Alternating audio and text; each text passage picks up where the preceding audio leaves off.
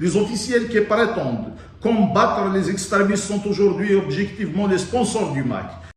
Yassine Aïsouane accuse le MAC après le rejet de sa liste électorale, à la suite du rejet de sa liste en vue des élections législatives algériennes prévues le 2 juillet prochain. Yassine Aïsouane, président du mouvement Assirem, a choisi une ligne de défense qui suscite de nombreuses interrogations et une vive polémique en Kabylie. Au lieu d'imputer la responsabilité de cette décision au régime algérien, pourtant connu pour son verrouillage politique et ses multiples entraves aux libertés publiques, Yassine Aïsouane a préféré désigner le MAC comme principal responsable de la situation. Dans des déclarations jugées particulièrement graves par de nombreux observateurs, il est allé jusqu'à affirmer que le régime algérien serait le sponsor du MAC et travaillerait main dans la main avec lui afin de déstabiliser et pourrir la situation en Kabylie.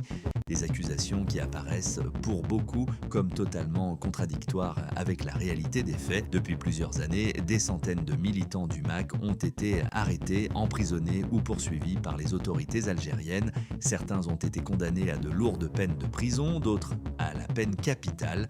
Plusieurs responsables et militants vivent aujourd'hui en exil forcé, interdits de retour en Kabylie ou visés par des demandes d'extradition émises par ce même régime algérien que Yassine Aïsouane accuse désormais de collusion avec le mouvement indépendantiste kabyle. Ces déclarations interviennent également dans un contexte particulier, quelques semaines seulement après l'affaire judiciaire qui l'opposait au jeune Samir Oukassi. Pour rappel, Yassine Aïsouane avait poursuivi ce dernier en justice dans une affaire très médiatisée au sein de la communauté kabyle, une procédure qui s'était soldée par une défaite judiciaire pour le président d'Assirem, une décision qu'il semble avoir du mal à accepter selon plusieurs militants et observateurs de la scène politique kabyle. Pour certains, cette succession de prises de position et de déclarations hasardeuses traduirait davantage une frustration politique et personnelle qu'une analyse objective de la situation actuelle en Kabylie. Car au-delà des divergences politiques existantes entre les différents courants kabyles, beaucoup estiment que de telles accusations non étayées par des preuves concrètes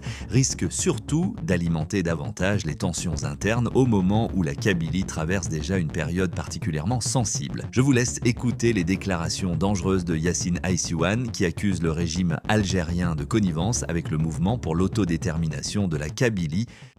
Chers compatriotes, la situation est grave et complexe dans tout le pays où monte une colère légitime.